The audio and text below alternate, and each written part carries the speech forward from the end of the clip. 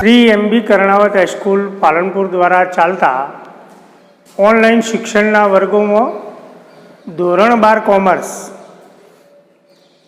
विषय आंकड़ाशास्त्र भाग 1 प्रकरण नंबर 2 सुरेख सहसंबंध एनु लेक्चर नंबर 6 आज आप शुरू करिए विद्यार्थी भाई बहनों आ चेप्टरनी अंदर આપણે સહસંબંધ જાણવા માટેની 3 રીતો ભણી રહ્યા છીએ। એક વિકિરણ આકૃતિની રીત, બીજી કાર્લ પિયર્સનની ગુણન પ્રઘાતની રીત અને ત્રીજી રીત ચાર્લ્સ સ્પિયરમેનની ક્રમાંક સહસંબંધની રીત। ક્રમાંક સહસંબંધની રીતના મુદ્દાની અંદર આજે એક નવા મુદ્દાની આપણે થોડીક ચર્ચા કરીશું, પછી દાખલાનું ગણન કાર્ય કરશું।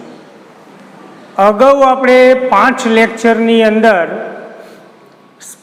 પાંચમા લેક્ચરમાં સ્પિયરમેનની ક્રમાંક સંબંધની રીતના દાખલાનું ગણન કાર્ય કર્યું કે જો દાખલાની અંદર એક્સનો ક્રમાંક અને વાયનો ક્રમાંક આપી દીધો હોય તો આપણે ક્રમ આપવાની જરૂર નથી, સીધા દાખલાની ગણતરી થાય। પરંતુ જો ચલ એક્સ અને ચલ વાય આપ્યા હોય, એક્સનો ક્રમાંક વાયનો ક્રમાંક ન આપ્યો હોય તો એક્સનો ક્રમાંક RX, વાયનો ક્રમાંક RY આપણે આપવો પડે। કેવી રીતે? તો સૌથી મોટા અવલોકનને 1 ક્રમાંક, એના કરતાં નાના અવલોકનને 2 ક્રમાંક, એના કરતાં નાના અવલોકનને 3 ક્રમાંક, આ રીતે આપણે ક્રમ આપીએ છીએ। આજે એક નવો મુદ્દો આપણે શીખશું કે જો એક્સ અને વાય દાખલામાં આપી દીધા હોય અને જ્યારે આપણે ક્રમ આપતા હોય તો કોઈ પણ 2 અવલોકનો સમાન હોય અથવા 3 અવલોકનો સમાન હોય તો ક્રમ કેવી રીતે આપવો? તો એ પહેલો કે ચલ એક્સ કે ચલ વાયના અવલોકનો સમાન હોય તો તેને અવલોકનોમાં ગાંઠ કહે છે, અંગ્રેજીમાં ટાઈ કહે છે। ફરીથી વ્યાખ્યા કે અવલોકનોમાં ગાંઠ એટલે શું? તો ચલ એક્સ કે ચલ વાયના અવલોકનો સમાન હોય તો તેને અવલોકનોમાં ગાંઠ કહે છે, ટાઈ પડી કહેવાય। તો આવા અવલોકનો સમાન હોય ત્યારે શું કરવું? તો અવલોકનોના ક્રમાંકોની સરેરાશ મેળવવામાં આવે છે અને એ સરેરાશ મેળવી અને RX RYના ખાનામાં લખાય અને જ્યારે અવલોકનો સમાન હોય ત્યારે ક્રમાંક સહસંબંધાંક શોધવા માટે એક આ નવા સૂત્રનો ઉપયોગ થાય। એનો આપણે અભ્યાસ પૂરો કરી દઈએ। RXY બરાબર 1 - 6 કૌંસની અંદર સિગ્મા d² + CF ભાગ્યા n × n² - 1। નવું એક પદ મળ્યું CF। જો અવલોકનો સમાન ન હોય તો સૂત્ર આપણે આવું લખતા હતા કે RXY બરાબર 1 - 6 સિગ્મા d² / n × n² - 1। પણ જો અવલોકનો સમાન હોય તો એક નવું પદ સિગ્મા d² માં ઉમેરાય, સિગ્મા d² + CF થાય। સૂત્ર ફરીથી આવું બનશે RXY બરાબર 1 - 6 × sigma d² + CF / n × n² - 1। હવે CF મેળવવા પડે તો CF કેવી રીતે મળી જાય?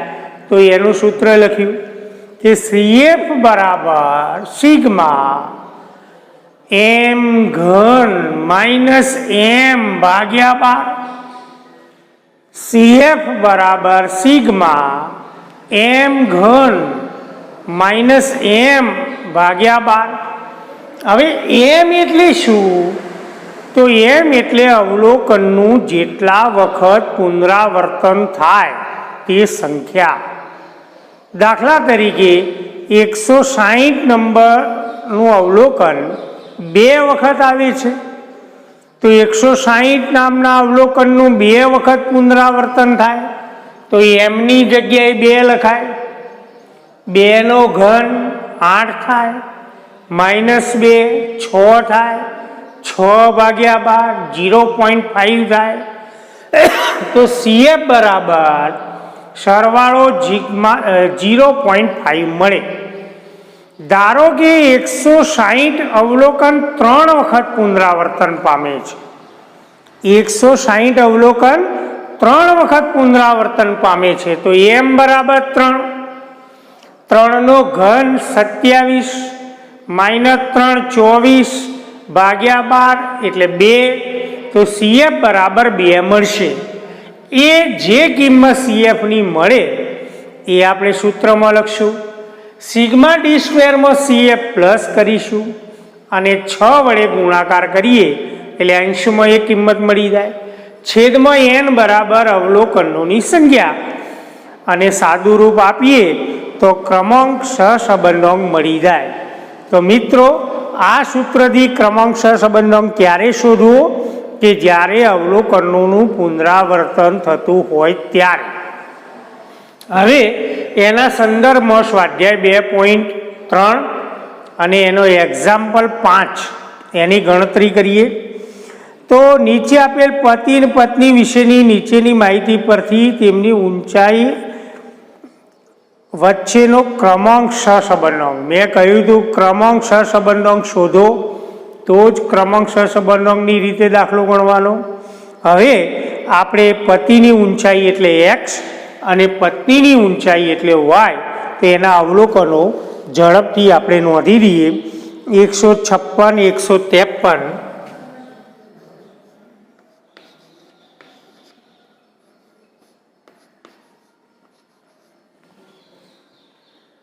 185, 157,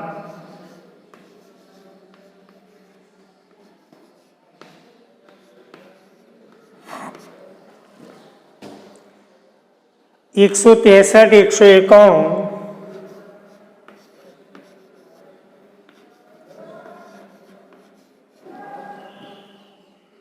162,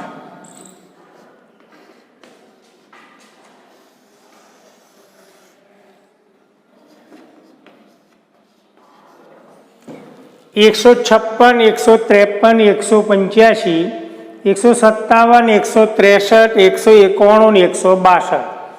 પત્નીની ઊંચાઈ y 154, 148,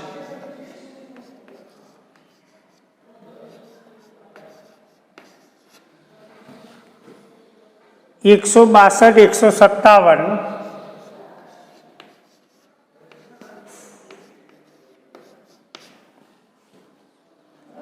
162, 170,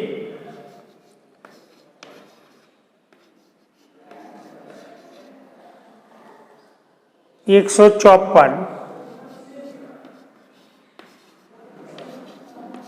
n બરાબર 7 અવલોકન 3, 6 ને 7, 154, 148, 162, 157, 162, 170, 154।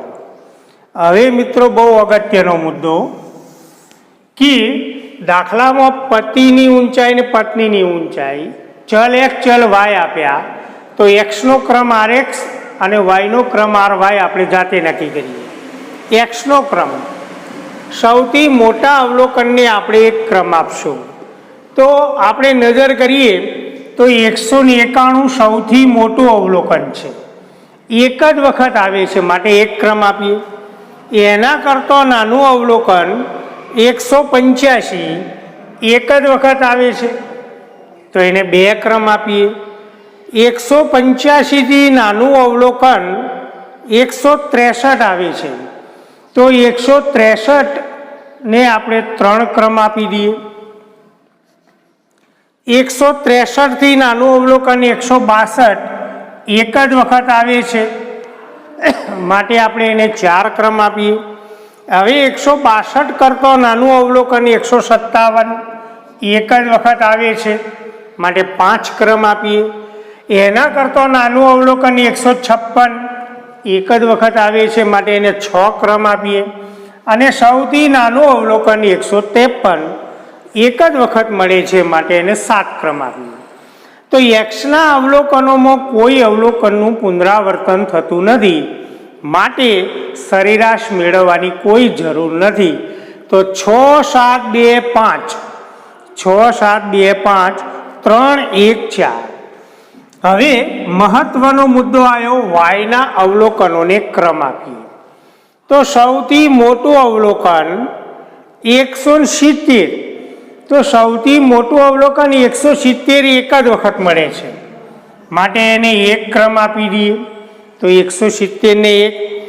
એના કરતો નાનું અવલોકન 162. તો મિત્રો નજર કરો કે અહીંયા 162 અવલોકન 2 વખત આવે છે. તો હવે એને ક્રમ કયો આપવો? તો 162 2 વખત આવે છે, તો ક્રમ 2 વત્તા 3 2 વખત મળ્યા. 2 અવલોકન 162 અવલોકનનું પુનરાવર્તન 2 વખત થાય છે, માટે સરેરાશ મેળવીશું. બીજો ક્રમ વત્તા ત્રીજો ક્રમ ભાગ્યા 2, તો 2 વત્તા 3 એટલે 5 ભાગ્યા 2, તો સરેરાશ ક્રમ મળશે 2.5.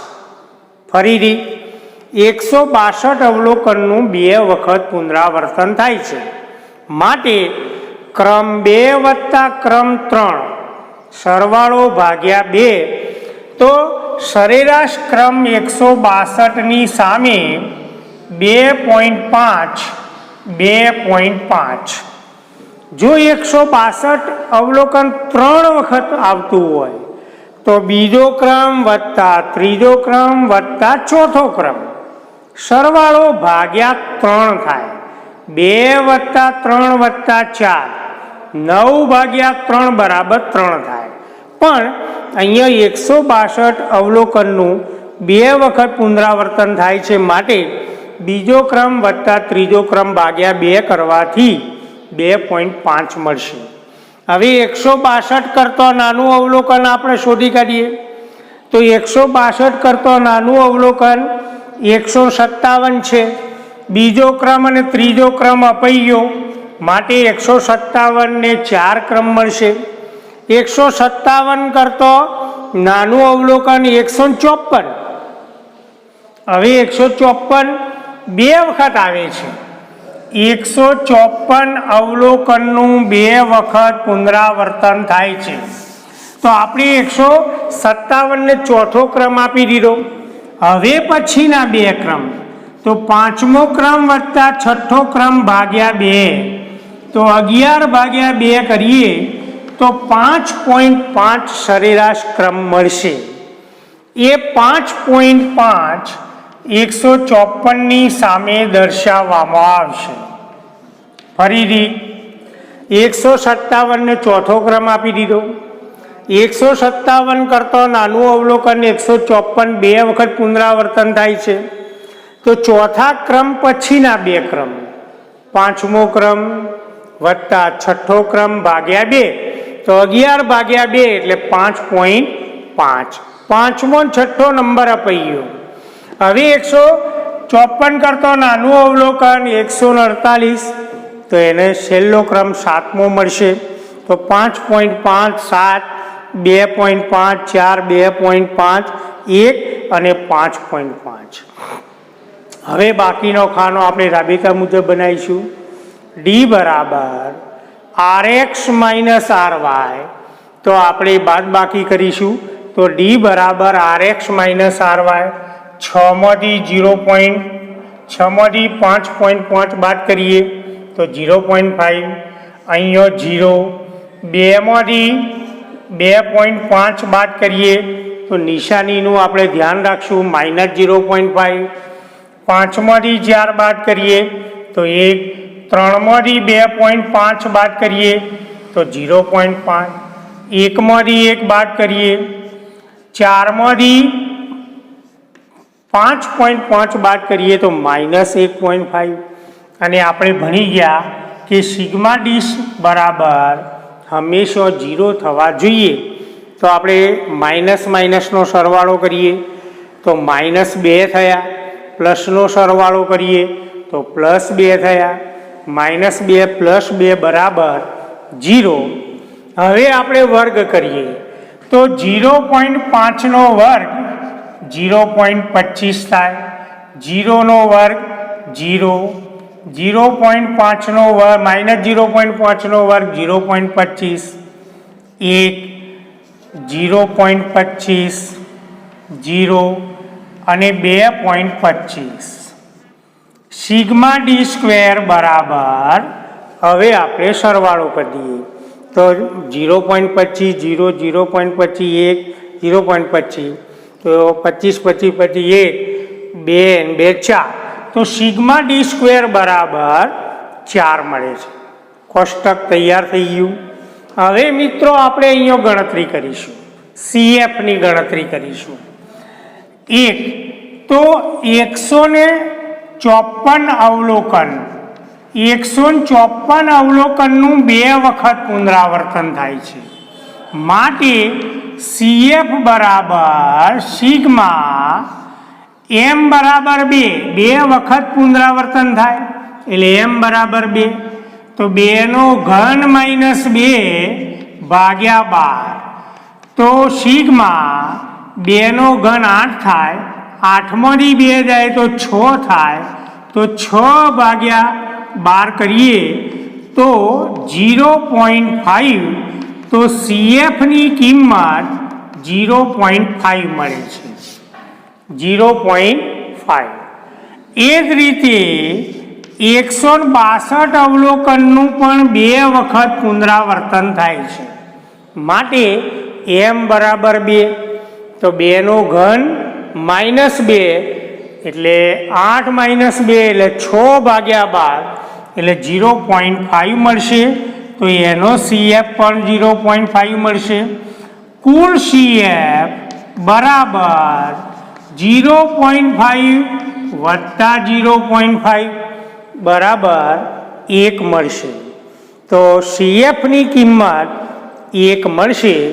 અને હવે આપણે સૂત્રમાં કિંમત મૂકી દઈએ તો 1 - 6 સિગ્મા ડી સ્ક્વેર 4 મળ્યા, વત્તા CF 1 મળ્યા, ભાગ્યા n એટલે અવલોકનોની સંખ્યા 7 મળી, તો 7 કૌંસમાં 7નો વર્ગ -1, 6 કૌંસમાં 4 ને 1 5, 7નો વર્ગ 49, 49માંથી 1 બાદ કરી દઈએ તો 48, 48 ગુણ્યા 7 કરી દઈએ તો 48 ગુણ્યા 7 બરાબર 336, તો છેદની અંદર 336, 1 - 6 ગુણ્યા 5 એટલે 30 ભાગ્યા 336, તો 30 ભાગ્યા 336 કરી દઈએ તો 30 ભાગ્યા 336 બરાબર 0.09. એકમાંથી બાદ બાકી કરી દઈએ તો 1 તો જવાબ મળશે 0.51. તો આ દાખલાનો ક્રમાંક સહસંબંધાંક R બરાબર 0.91, એટલે કે ચલ x અને ચલ y વચ્ચે